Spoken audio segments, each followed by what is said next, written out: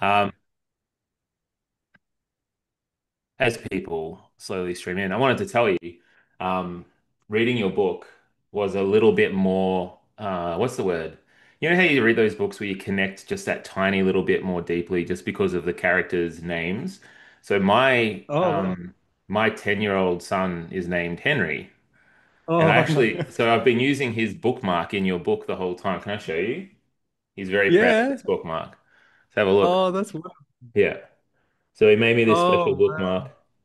wow. And Oh, that's amazing. yeah, it says, hang on, I don't know whether you can read it. It says book and adventure, and there's little monkeys up in the trees, and Oh, this is my that's Henry. my favorite thing. Oh, that's amazing. Yeah. Yeah, he's a good boy. I might not read him this particular book for a few years yet. Yeah. Yeah, Well, I might. hope it wasn't too, yeah, I hope it didn't add too much of an No, extra. no, honestly, man, like I really we might even get into that, but I actually like books that push me a little bit emotionally. Like that's the thing I'm looking for. So, Same here. oh, good. Welcome to Ben's Book Club, ladies and gentlemen, boys and girls. As you can see in the chat, Mark, I don't know whether you have the chat up, but everyone always asks about, or sorry, says where they're from. I was just Mm. distracted because Gemma was complimenting me on my loss of weight. I have lost weight. I did cut down on cheese. Yes, I cut down on a few different things. Going to Tasmania soon with my one of my sons for a big hike, so we've been training. But we talk about where we're from, and just sort of give Mark a bit of an insight as to how far-reaching his book is. So Oh, say that's amazing. hello. I just like to choose a few. Hi, Penny from Perth. It's the one capital city I've never been to. Perth. You ever been to Perth, Mark? Yeah. Not enough time there, but yeah, I have been there a bit. I heard it's really pretty. Mm. Um, hello from Coffs. Hello, Helen. Hello, Ian, Fiona, Gordana. There's so many people who are regulars here. Gemma, of course. Hello, Gemma. Hello, Kathy, Carol Hobson, my mum. Everyone say hi to my mum. She's always at everything I do. I do. I love it. Um, Lynn, we're doing the overland track, so the 6 days with our packs on, so it's pretty hectic. Um, Hi, Paige from Brunswick. Yes. Carol Hobson, she's in the chat there. But without further ado, let's introduce our author because I'm really excited to talk to Mark tonight. So, Mark is a writer living Wurundjeri country in the Yarra Ranges, although currently not even in our country, Mark. No, No. no, currently in Joburg, so Joburg, hence yeah. hence the coffee versus wine. So Yeah, I've got my rum and coke. His debut noir thriller, The Hit Woman's Guide to Reducing Household Debt, which I think is probably one of the greatest titles in living memory. Won the 2020, this one too, by the way. I want to talk to you about your titles. It won the 2023 Affirm Press Mentorship Award. Before writing novels, he was a screenwriter, film reviewer, cocktail columnist, PR consultant and communications advisor in the suicide prevention sector. So a wide-ranging CV. Previously won the Text Prize, won a screen development grant from Screen Australia, and had screenplays optioned. And always my favorite part of an author's bio is the last couple of sentences about the family because it's so Mark says he lives among the trees with his therapist superstar wife, hilarious son, and a moodle majestically named Mufasa. When not writing, he obsesses about movies and martial arts. And we're here today to talk about another fabulously titled book, The Wolf Who Cried Boy, which again, can we talk, man, just to start, can we talk about your titles? How do you do it? Because I'm terrible. I'm so bad at titles. I can't do it. My agent named my well, last two books. there's an all right story behind the first one, Hit Woman's Guide, of like basically I had like a working title which was Scratches in Lead, and it's this real noir hard-boiled kind of Yeah, that's thing, pretty good. and yeah, people were sort of like, oh, it's not really hitting in the mark, and then my agent named it of like Sinners Like Me because it was a line from the book, and then Pretty I good got this too. like yeah, like it worked pretty well, pretty happy Yeah. with it. And then Yeah. my editor kind of tentatively emailed me saying like, we're looking at all these cover options. They're all a little bit BDSM-y. So she's like, maybe we should like Change it up. We're not really covering the That's not the the kind vibe. of Yeah, millennial. that's funny. Yeah, yeah. So I just came up with that. I wanted the slightly more like punny version I wanted was the Hit Woman's Guide to the Cost of Living Crisis, because it felt That's like pretty getting up, good. but they thought it was a bit too specific. No, like, that's pretty good. That's pretty clever. This one is a much simpler story, and I can say it's a fantastic title because I didn't come up with it. Okay, So basically, an editor came up with it. I was struggling a lot, honestly. Like the one that I liked the most was a massive mouthful. It was Some Wolves Eat Stars. So I thought that was kind of metaphoric, poetic, but yeah. it just I actually like that, it's but a I get bit what you too. mean. Out of the mouth, it doesn't quite flow, right? Yeah, yeah. Wolves. Yeah, that the LV part is sort of the Yeah, right. yeah. That's And I'm pretty good not good though. with marketing. Yeah, well, I've had a few people as I've been reading it. I've had a few people comment on the title. They're like, "Oh, that sounds really like the title." I don't know. It does a lot. Just so to pick you everyone up as well. This is Ben's Book Club. Welcome. Sorry, I probably should have said that right from the jump. This is where we introduce authors monthly from around Australia, and we introduce everyone in Australia and across the world to these authors. An opportunity to meet with them and talk to them about their whole books. And actually, a point of difference in our book club is that the authors expect that everyone's actually read the book. So we actually get to talk about things that when you're just launching your book, you don't actually get to go into. So I don't know, it's kind of a cool opportunity to dive into some things that the authors are probably pretty excited about. One thing we do encourage people in the chat to actually type in some questions for our author. And now we try to go through as many as we can, but the best question of the night, we always award a copy of the book.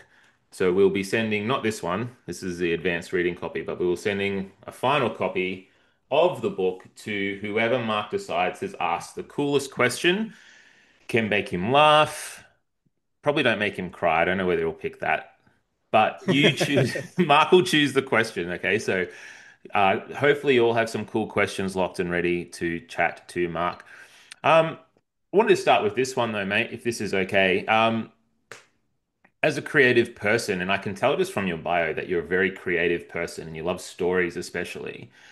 But I think in this book, there's a particular undercurrent of this idea of storytelling as survival. It's sort Mm. of where the stories are the things that shield you from, not shield you from reality, but make our lives understandable, I guess. And I just wanted to talk to you and unpack that idea a little bit. Is this how you actually see your purpose in telling stories? Like, what do you see? What drives you to be a storyteller like yourself? Yeah, thank so a lot of it is just that drive that I'm sure you have of just like you see the world a certain way, you kind of maybe we want to make sense of it in a certain way, or that's Mm, the logic, and we just kind of like digging in or manipulating that idea of pushing the emotion, or kind of creating a situation where you can make people who are just reading a book feel things. yeah. Um, there is that thing of like, I do think stories can save us. I fluctuate on this a lot because Mm, like there is that thing of like fiction is an empathy machine, and it's really powerful for making people feel things that they wouldn't and seeing worlds that they wouldn't. At the same time, like we have a lot of pretty shitty kind of authors like who've behaved quite badly. So I think the idea that it's this yep. panacea sort of thing is a little bit naive. I still Yes. love it. It does really affect me. With this story in particular, it it's always that tricky thing of these are the things I was thinking. So I'm not saying this is necessarily on the page, but there's layers of story within story of like it can be helping us. It's using Henry's mum is using it to kind of help her and help him and save him and create this fiction. At the same time, it is a lie, and what is Yeah. okay with those sorts of lies? What are the white lies? Within that, there's also like because it's a book that heavily features domestic abuse. Um, I think the stories we as society kind of tell ourselves about that subject matter Mm. are really kind of troublesome and Yeah, yeah. problematic. Of like a big one in particular is that I think a lot of the time politicians will very happily come out and say we need to fix all these deaths. You know, this is horrible sort of stuff, Yeah. but they're kind of relying on the fact that we know that this is a complex issue that requires a lot of different kind of facets within society and stuff like that. So they can make these blanket statements and then not actually address the problems themselves. That's a Um, big which, thing. Yeah, that's yeah. And I yeah, also and I think. guess sorry, you finish, you go ahead. Oh no, no. Well, the other myth I think we tell ourselves a little bit is that this is an issue for um, poor people or marginalized people or something like that. That Yeah. we've kind of created this idea that um, it's kind of connected to stuff that maybe we have moralistic ideas about anyway. So we kind Mm. of we can no, I don't think we ignore the problem because people in the sector won't let them ignore it, but they do rely on those myths a little bit. So that's all kind of in this soup of stuff I was thinking about around kind of like Yeah. what's. And do you see it as sort of I appreciate you saying that. Like I do feel like it's such a complex topic and sort Mm, of I guess, politicians are in the habit of simply pointing fingers at it's their fault. Let's just mm, fix that and then everything will be fine. But like you're saying, it's a real complex sort of problem. Do you feel like when you're writing a book like this, it's an effort in exploration of the problem in a complex way? Is that sort of what you're doing rather than perhaps providing answers for it? Yeah, I definitely I'm of that school that like I don't think fiction should give answers. I think it should give more Yeah. elegant questions. That kind of thing. My big thing around the writing because like I'm a 20 years and 500 rejections kind of writer and a lot of manuscripts previously and the reason I think Hit Woman's Guide got published or one of the reasons that I think I improved as a writer was really digging into the honesty of it, of Yeah. like sort of not letting myself get away with Mm. faking things or like half-assing or thinking I'm going to get something past the reader.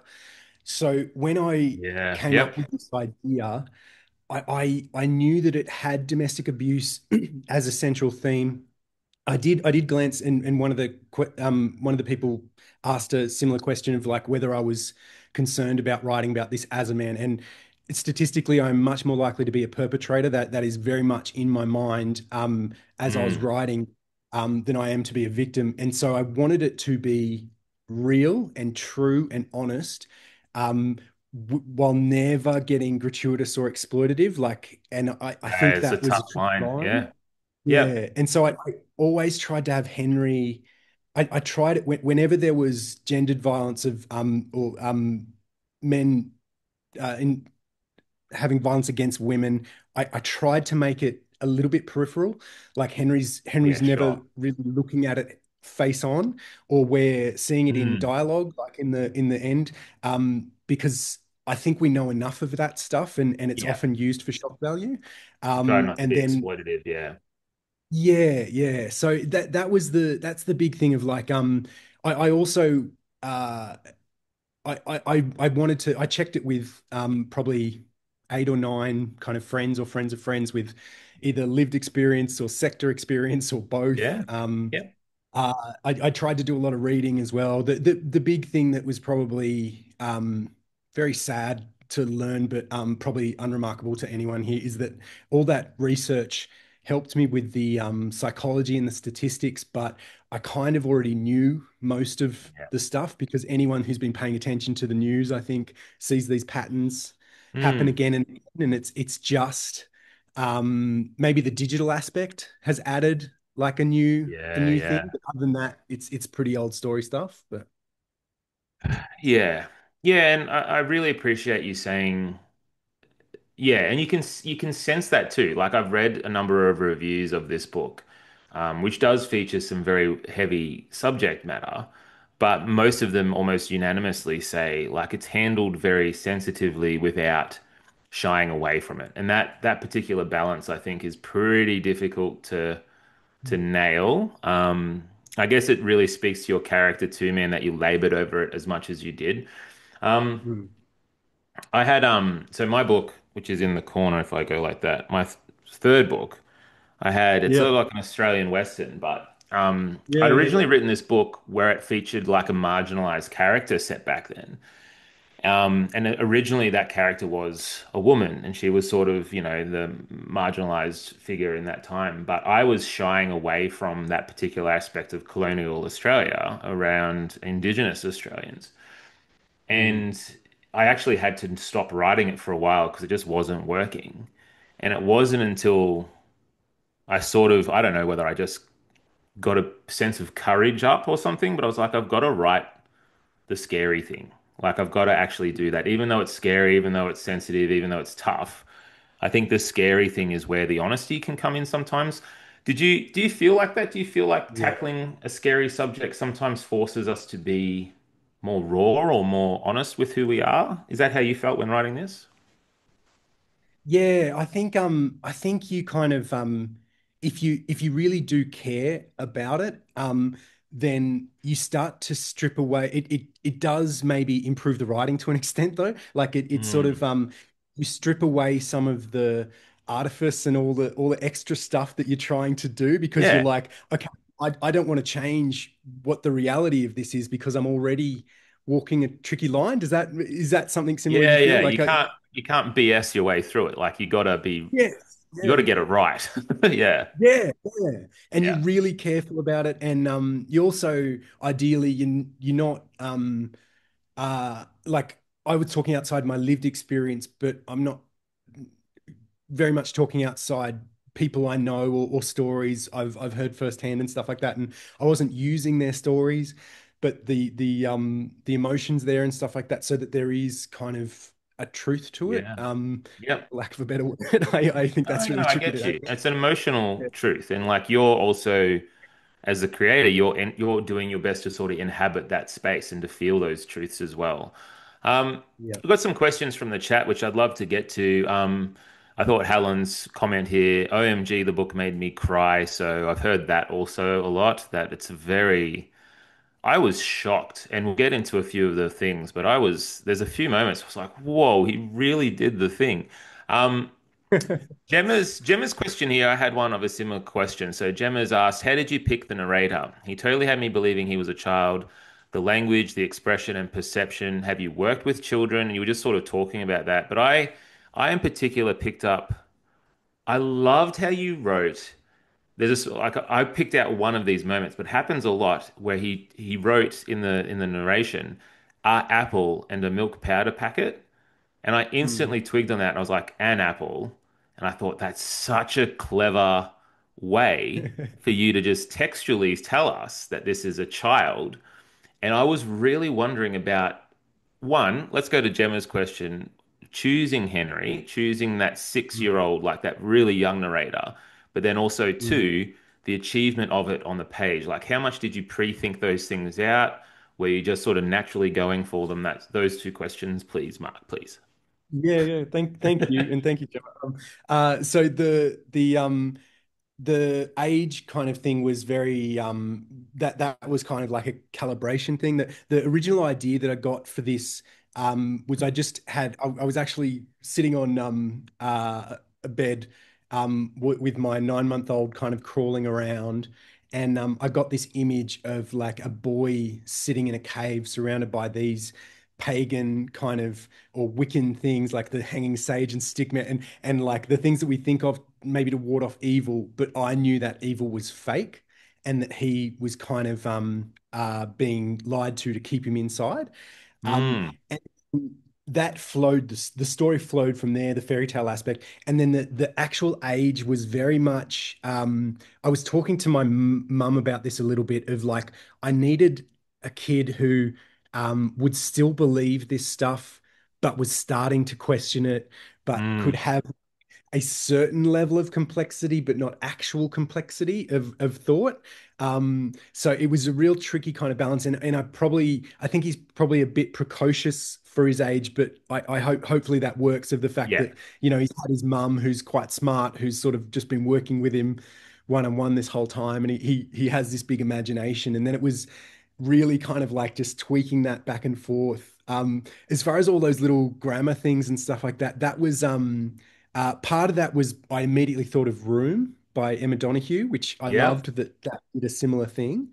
Mm. Um, Getting how many of those to do was kind of a tricky thing as well. Of like even talking with the copy editors, they were Yeah. sort of like, oh, maybe you want to pull that one back, and I gave up some. They did want to take the and thing, and I was like, no, that's the one I'm tied to. That's and someone's also said escape. That was like a big thing, and Yeah. ending sentence in but like those were the crucial ones to me of like when you hear kids talk, because I also there's this aspect of Henry as both a very excitable, imaginative kid, but he's also got that little the trauma and stuff like that, and he's often like kind of like breathlessly speaking, and when Yes. you get a kid who's sort of like really excited and they've got something to tell you and they can't wait, that was the aspect I was probably trying to tap into a bit. When you're writing that, are you writing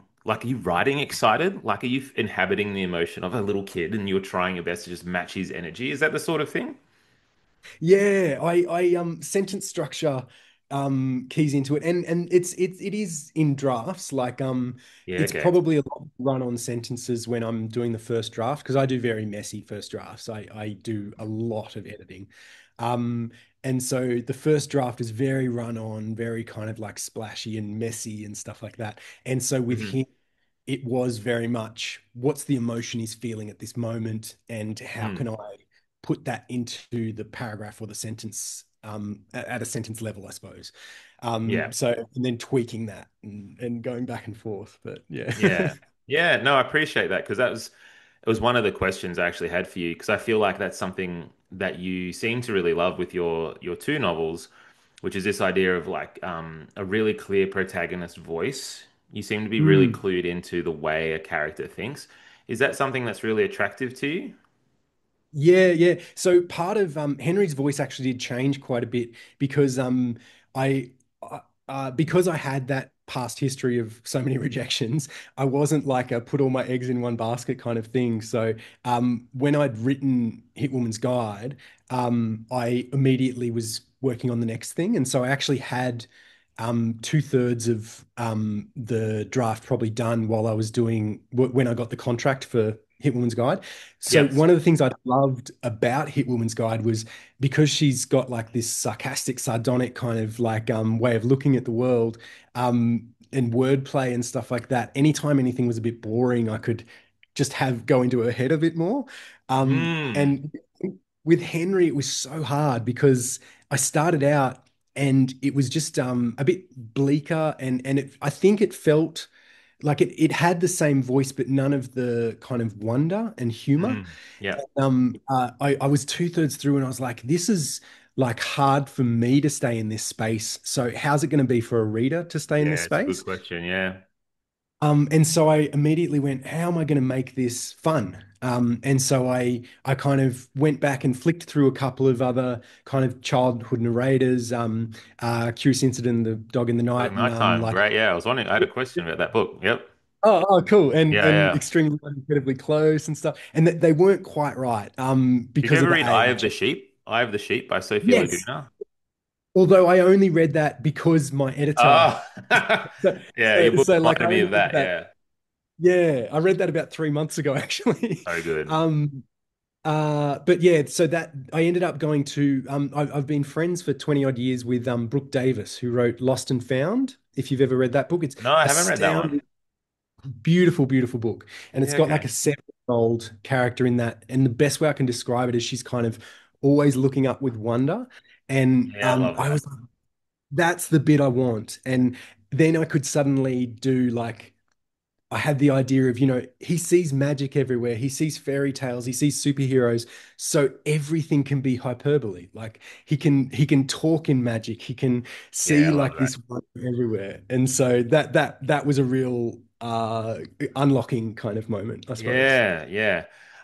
Just one quick question. We're going to get to a couple more questions from the chat, but you were talking about Room, and then because that's obviously a Academy Award winning performance from Brie Yes. Larson, and then in your bio, there's just so many film references, and I'm a Yeah. lover of film myself. Actually, sorry, see if I can show you. I've never done this. This might be awkward. Will I plug my Ah. system here? Oh, I have. Oh no. All right. I'm not, Mark, I'm not showing you. Sorry, my back. Hello. I can't do it. Send me a photo later. I have a No Country for Old Men poster in my office to inspire me because that's my favorite, one of my favorite movies. But Literally one of my favorite films as well, yeah, and one of okay, my favorite books. we're best Yes. friends now. Hooray! So Yeah. I'm being real. But film, tell me about influence of film because I you were just talking about you loved being internal with your Mm, narrators and their voice, and you're very, very internal to voice writer. But obviously, film is very third person. It's very the camera's following this person. You don't get to always hear that, well, not crutch, but I guess in film it can be with the voiceover, right? Sometimes, mm, unless you're absolutely. Goodfellas or Fight Club. So tell us, Yeah. what influence does film have on your writing and storytelling? And yeah, Massively. So Hit Woman's Guide a bit more than this one. Like, yeah, there are references to a lot of Michael Mann, a lot of Scorsese, a lot of Coppola, like we are all best those friends. things. Yeah, Yeah, right? yeah, yeah. Coen Brothers up the wazoo. Yeah, thank Um, you. Thank you. Yeah, And then with this one, it's more a propulsion thing of I think there's the thing I got because I was trying to screenwrite for a long time as well. I think one of the things you learn with that is really like trimming the fat kind of thing. yeah, And I kind of have almost put the fat back in with that voiceover of like yeah. there's to explore and fun and stuff. Have But play, yeah, there's like three questions that you ask with screenwriting that really I've tried to apply to this of like in every single sequence chapter anything like that, what does the character want, what's standing in their way, and what are they willing to do to get past it. yeah. And so you Intention and opposition. all yeah, absolutely. and Yeah, and so like I try and not let that stuff strip out the kind of fun and the play and the yeah, everything like that. I think having that locked into your mind after you've worked on that, it does make it. The other thing I realized that I realized on again Hit Woman's Guide was people talk about writing cinematically, and I do understand that. I think I actually think in shots a little bit. Like I I do. I realize, definitely do, man. 100%. yeah, Yeah, yeah. And so like you start with establishing and then you go in mid and then you go yeah. in close and And like it's in the you've got definitely got some set pieces in here too, right? Like you've yes. got a few Yeah. moments where you're like, I'm just going to spend it. This is the set piece. I've got my characters, and now we'll go. And yeah, Absolutely. I really respond to that because that's the way I think about things too. But Yeah. I've always tried my best to, and this is something in my writing that I work on a fair bit, but I've always worked on trying to not use any sort of internality as I possibly can and try to tell things through actions more filmically. Yeah. But you can't, I don't know, you're right, like books you kind of can play. Like there's a bit more play available, right? Whereas a screenplay sort of has to be lean and mean a little bit. Yes, Yeah, yeah. absolutely. Yeah. Let's go to a couple of questions because we've got a lot of comments. I don't know whether you can have a look, mate, at the chat. Yeah. Um, yeah, sorry, Gemma. Gemma says, I'm scared. We're already in 24 minutes. There's not enough time to ask all our questions. Sorry, I've taken up too much time. It's my bad. Um, So Catherine mentions this. There were some really violent scenes, particularly in the park where the Wolfman killed the lady. I'm sorry, mate, I've forgotten the name of the character. Yep. But then that reminded her of the book Curious Incident, where he sort of had to hide under bridges, and sort of there's a lot of things that go on into that book as well. Obviously, even the start of that book with the pitchforked dog and how violent that is. So, Mm. can you talk to us maybe about the juxtaposition of the point of view of Henry witnessing these things, but almost not having, it's almost like that, sorry to use Jaws as a film reference, but it's almost like that thing of like, don't show the shark and it's scarier. Yes. Yeah. Is that sort of Yeah. where you came at with that? And then the juxtaposition of the young, yeah, can you just talk about that and what that lent your Yeah. book, I guess? Yeah. Yeah. So it's part of it's that balance again of the honesty but not gratuitous kind of aspect that I was Yeah, sort yeah. of trying to weave through of like uh we need to believe this guy is uh gets around in the world and that he's never judged and he's seen as respectable, he's seen as polite, and it is that thing that Lexi says that he's polite and has authority and all those sorts of things that we kind of let go. The showing the violence was something that I was conscious of.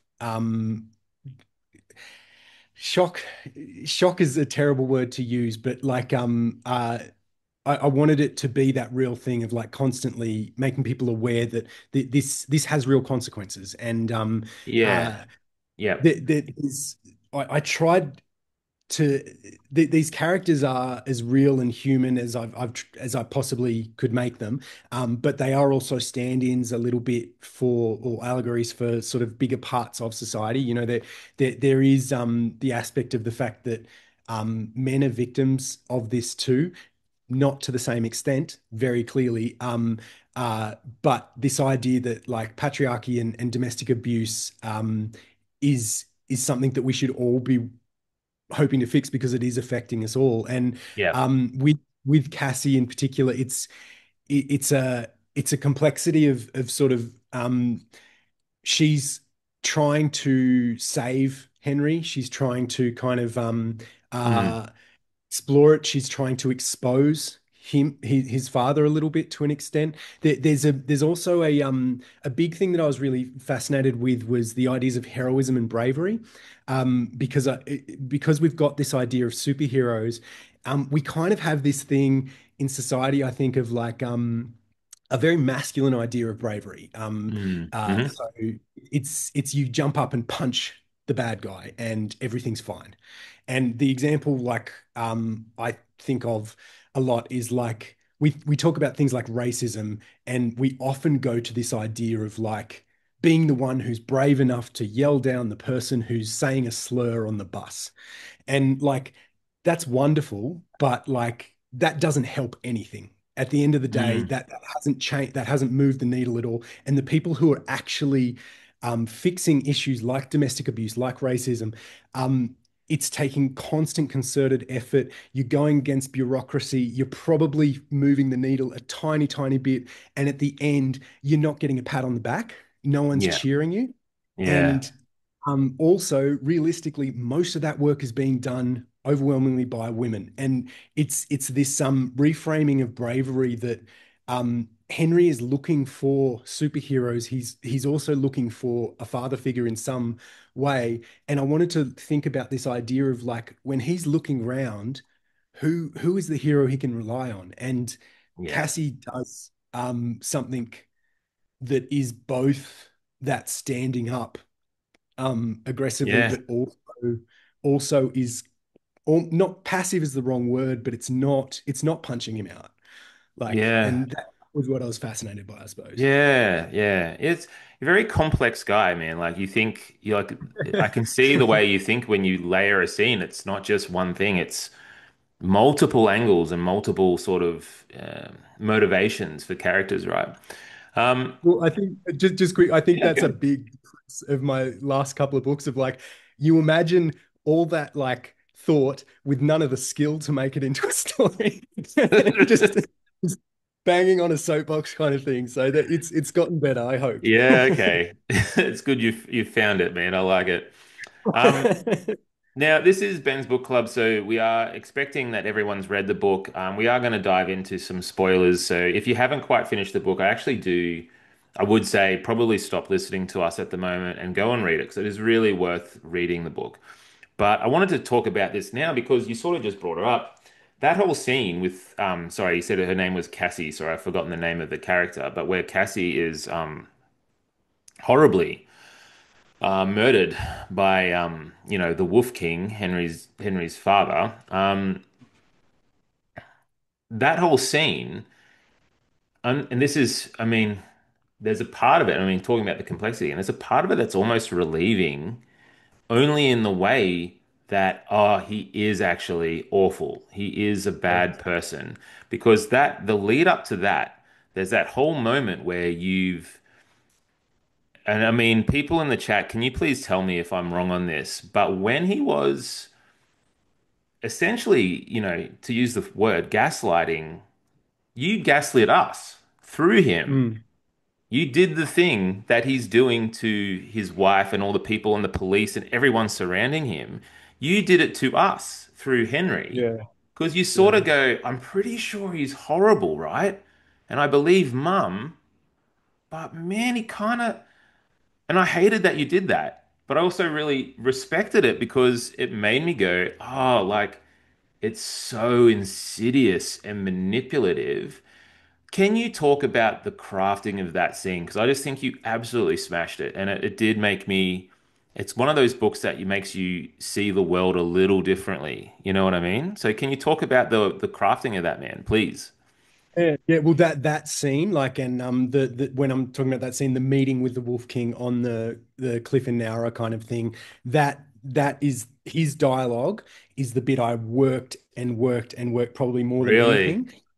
Yeah, because I did want exactly that thing because I wanted to do not just that I'm gaslighting the reader, but the reader is actually gaslighting Lexi because Oh, the thing is you made us that like complicit. yeah, that's You what, because I did. love Yeah. books make us completely. Because the thing Yeah. is, at the end of the day, we're completely fooled by what? He spoke nicely and he's an authority figure. We already Yeah. have The multiple uniform. other people who have said that this was true, and we have like kind of enough Yeah. proof. Yes. Like we completely rely on it purely because of he's a police officer. There is another aspect of in the research that I looked at. Police officers are 7 times more likely to be offenders than people in the general population. Wow. It's Okay. like the stats on it are pretty horrible. The other aspect, uh, sorry, I just briefly lost my train of thought, but like it's that it is that kind of idea of yeah, I wanted to kind of mess with people. Oh, that was the other aspect, the mental health aspect of like I Yeah. worked in mental health for a long time, and Yeah. like Cassie says, people with kind of complex mental health conditions um typically are much more likely to hurt themselves than anyone else. But we have this fear, and it's part of that thing of like who gets to be afraid and who gets to be kind of a source of fear. And Mm. even though she doesn't have a mental health condition, if she did, that wouldn't excuse a lot of this No. stuff. Yeah. Like Exactly. Yeah. that was kind of what I was toying with. And I was saying for everyone listening, I was saying to Ben just before this that that's something that I've wanted to dig into with people, but obviously you have to wait until they've read it. But Read the book. yeah, So because I think that's something. have a look at Sorry, you go. no, have a look at the. I don't know whether you can see the chat on your screen there, mate, but have a read. Yeah. So everyone was, you did, it worked. Like every person in here is saying, Amazing. I was questioning. I'm glad it wasn't just me. So thank you guys for helping better. Can you also in the chat, can you write? Because this is for me when I come to this book. This is for me. That was one of the particular things that I loved about this book, that it made me uncomfortable with this subject and the manipulative aspect of it. So, is that something that you guys actually enjoyed in the book? And enjoy is maybe the wrong part of it, but it's almost like it enriched that part of the book in, well, the book itself, but that part in particular was like it enriched my understanding and empathy, I think, for something so complex.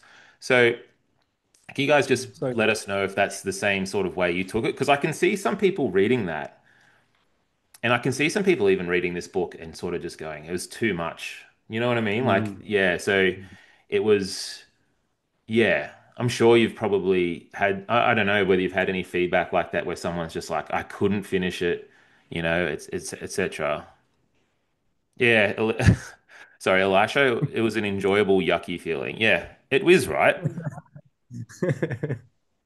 Couldn't put it down. Yeah, so I think that particular aspect of this um, really made me sit up and take notice of this book. Can we also talk, if you don't mind, can we also talk about the ending as well? Randy, I'll Mm. please ask that question again at the end of our chat with Mark, because I will answer that one. But Mark, can you talk to us about the ending? And again, it's one of your brilliant set pieces, right? You've got the home, and we're finally meeting the Wolf King stripped bare without any Mm. of the social niceties, without anything on. He's fully realized, and then the fire and the way Henry escapes and videos and the layering then of the oh man, because then the whole thing ends. But I saw the book and I was like, I still have this left or something. I was like, what's he Yeah, doing yeah, to me? Like that was the ending. And then you really authentically have the video show up late. Like can you talk to me about crafting the ending, man? Because I just thought it was really well done. thank you. And again, that's something I really kind of prioritize, and it is maybe the screen aspect. Like Mm, I can't help but plot things because screenwriting is so based on structure, but I try and take that away as much as possible and let the characters kind of drive it.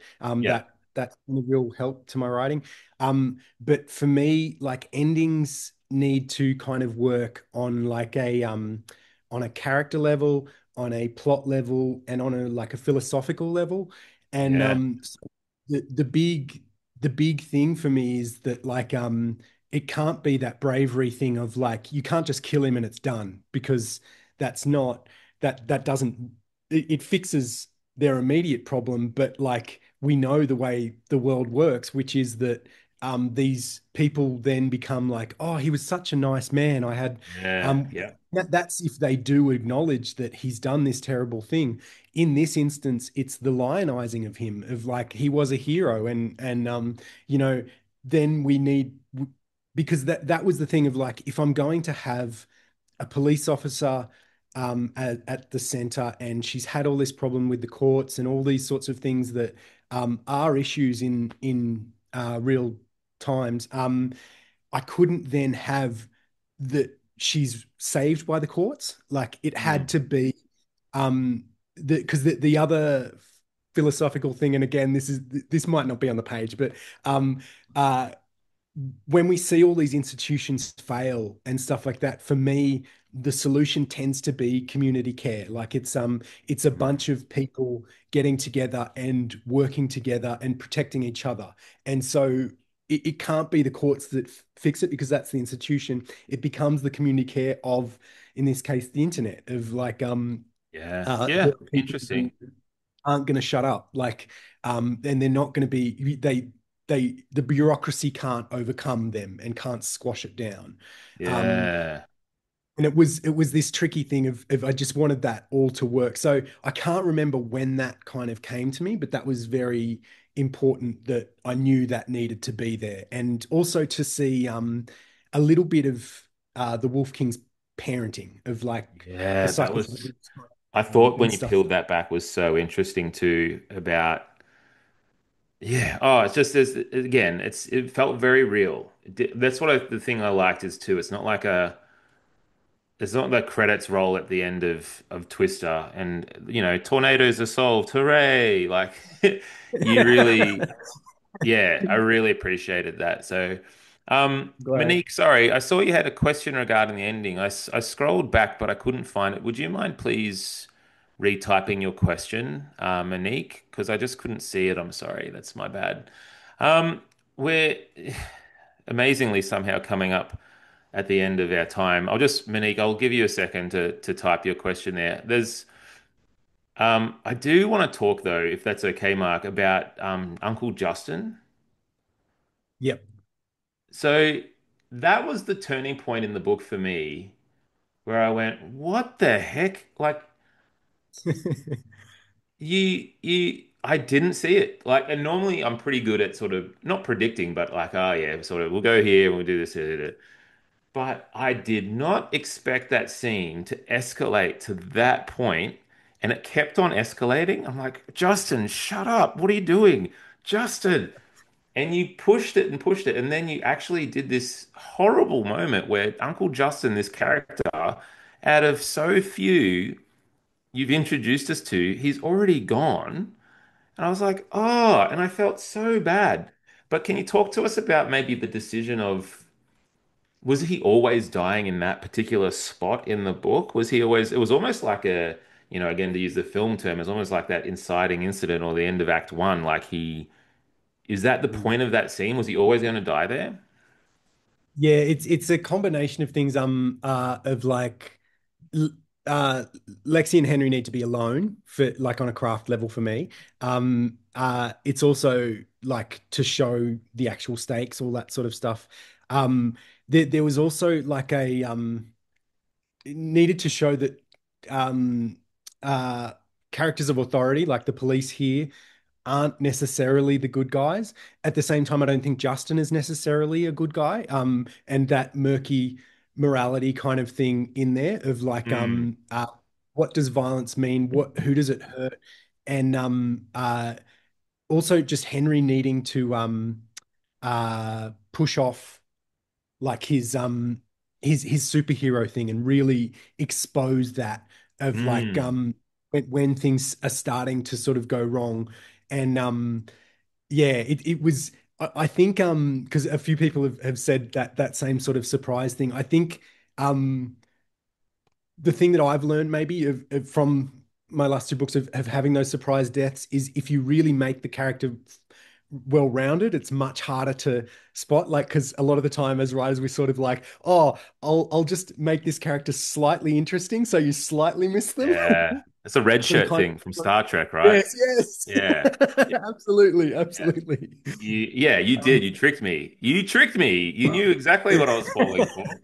I'm like, ah, no, he's earned this character spot in this book. I want this character here. Yeah, you sneak. I see what you did. Um, well, it worked, man, because it was shocking and it did set me up. I can see you reading the chat. Are you reading Monique's question? yeah, yeah, yeah. That last sentence is from me, I suppose. Of like, there she goes is just literally that idea of kind of linking back to the stars of the shooting star of Yeah. imagining that's grandmother. I'm not sure if that answers your question, Monique, but the different part of the rest of the book was more um, I knew I'd put people through it and like I'd been through it as I was writing sort of thing. So it was more like meant to be a complete capstone of like, and it kind of links back to the very beginning of sort of like them looking up at the stars kind of thing. And I've ideally given a bit of relief. I don't know if I can speak to that, but like No, that, I like it. yeah. Sorry, and I'm sorry if this is a question that I should know the answer to. Tom Conroy. That's the audiobook narrator. So he's Okay. Narrator Tom I've looked up Conroy. yes, yeah. I've looked up Cool. Sorry, I his understand now. yeah, he's great. He's fantastic. Yeah. Um I did notice like I don't write a lot of dialogue tags. Like so on the Yeah, yeah, page yeah. ideally it works and everything like that. But I noticed when he did the audiobook he added a bunch of accents to try and make that a bit clearer. Well, audio is a different medium. I was really worried that there was a part because I've got the book correct copy, author copy. Oh no, So no, no, I yeah, don't have a few things. I was like, did I miss? Was there a whole extra thing he did? Like I was yeah. nervous. I missed a coda or something. There's a few people who read listened to the audiobook. Tom did amazing. Tom's brilliant. Yeah, it is a different medium. It is strange to hear your words read out by someone accomplished who can really act and do a good job of it. Hey, Yeah. um, I, did- yeah, I just yeah, go ahead. I was just a couple of quickfire ones that I saw Yeah. earlier. There was one asking if Auntie Noni was originally going to be First Nations. So my wife was born in Zimbabwe, and I have family in sort of South Africa and Zimbabwe and stuff like that. So Noni is South African, black South African character. That's more about in my two books. I see very little representation for the kind of African Australians I know, which I do know quite a few, and we have this very small like dissection of them. So it's more I don't feel confident to write a story from that character's perspective, but it's more just adding them in. So she was always going to be Yeah, Black South cool. African. Appreciate The that. other one was around autism and ADHD for Yep. Henry. So my wife again is autistic and ADHD. My son is autistic and ADHD, and my wife is qualified to diagnose, and she said that I am absolutely ADHD, and that I could Okay. probably get an autism diagnosis. So I didn't intentionally put that stuff in there, but I have no doubt that it sort of just naturally is an element or creeps That's in. But interesting. That's very interesting. I'd like we'll sort of end up finishing up pretty soon, guys. So if you've got any last minute questions just before the deadline, just send them through now. I was going to read this one from JP. So JP has written, it was so heartbreaking and it's such a good book. I have a 6-year-old boy and I couldn't help but thinking of him the entire time and his little face as Henry. Oh, it's actually making me sad, man. His voice felt really right. And I wanted to ask you, mate, like about the impact your family has on your writing. And I mm, guess maybe also, like, I'm sure, actually, you know what, man? I'm just going to leave that question there and you can answer that question. But yeah, tell us about your yeah. family, man, and tell us about the way they impact the type of books that you do. Well, like honestly, I talk about level of craft improving as to why I got published and everything like that. It's also there's a very clear argument that nothing had happened to me beforehand. So I like Hit Woman's Guide is very much a book about parenting. Like without giving away the story of that, there's a real core kind of aspect of just that terror you get when first child is born of like um, having to immediately keep them alive, but also just watching, thinking of the years and decades kind of going out of all the opportunities you have to stuff them up, basically. Mm. And The Wolf Who Cried Boy is very much like it's me thinking of sort of like broader societal sort of stuff of just like stuff that makes me very sad and very angry and wanting to put it in there. But obviously, like I said, that original idea um came from watching my son crawl around. But it's also like thinking of on an extremely personal level of like what example am I setting and like what is he seeing for heroes and like what can we be for him and what can we do to Mm. help basically and it's all very lofty sort of stuff but it's very deep. Yeah. Yeah. No, I like that, man. Yeah. And I guess that's where too, you're really fighting to do stuff that feels like real and brave and you gotta talk about the scary things sometimes. And I think that when you have a family, they sort of you're yeah, like you're saying, not to be too cheesy, but you are your kid's hero, right? So, they'll model what they do on you. So you doing those Yeah. brave things will help them have hard conversations maybe up in their futures, right? That's what we want. Yeah. Um, so there's a lot of good stuff coming through in the chat, but we'll sort of start finishing up now, guys. So, a couple of quick ones. I loved what Susan said here. I get a hope of community from this book, which I thought was really cool. Just personally for me, like we do 1 month, one book a month. I've really enjoyed every book this year. I think this one has been, and you guys will tell Mark pretty quickly if I'm lying here. This one has been my favorite of the year so far, Oh, right? I don't know how many of you guys mirror that, but that's mine. Um, yeah, Gemma, thank you, Gemma. Yeah. So, that's amazing. well, we've read some good ones, man. So you're in good company, but I just really thought this was a wonderful book. Um, I do think it's a book that's worth um, buying and lending to people, and not in a sort of like here's a book that'll talk about this hard topic, but I just think it's very moving in a way on a it helps us get inside. You were talking earlier about just how the solution is tricky and murky, Mm. right? And there's so Mm. many different levels of society that sort of have to be affected. But just simply making one or two people feel empathy for this situation, I think is the Mm. best place to start. And I think that's what this book does. So really think that it's worth getting a copy of this book and putting it underneath some people's Christmas trees. You know, Christmas is coming up. Yeah, Mel, I agree with you. I've really enjoyed our chat tonight about the book. Amazing. Yeah. Yeah, look, everyone's saying really loved it. So, one question was up here. Sorry, where was it? What's the next book? Oh, from Monique again. What's the next book? We want to know what you're up to next, mate. Well, I've had a little bit of a stutter start because I wrote the book that kind of got me from screenplays to writing novels is like this big sci-fi fantasy splashy young adult thing. And I was reworking on that, and I'd pitched this crime trilogy idea to my editor ages ago, and literally every time I talked to her about anything, she was like, "So what's happening with that?" And I said, "No, I'm writing this other one for," and I just had this realization of like, it's freaking hard to get a book published. And like, if my It editor is. is keen for a book that I'm really excited about, like, why not write that? So I'm sort of about halfway through the draft on that, and I'm on the first one because it's got this I don't want to spoil the kind of hook or the high concept of it, but it is a high concept kind of one, and partly because I don't know if I can pull it off, but Ooh, it's okay. so far. Okay. Sounds cool. Sounds like I'm really interested. Um, Thanks, Robin. That actually means a lot. So Robin's just said, thanks, a great discussion of a difficult topic. I actually think the book itself is that as well in spades. So, Mark, thank you so much.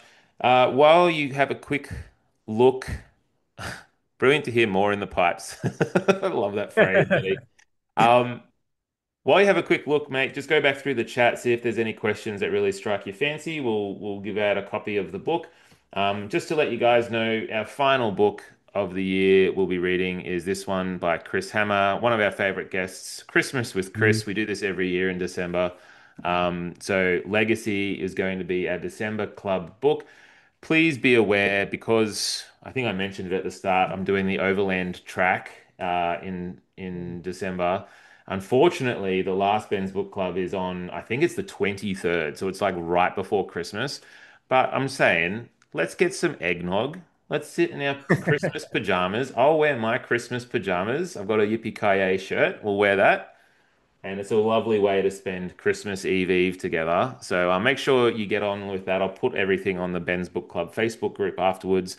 Um, but yeah, I want to just thank Mark for being here. Mark, have you got a question?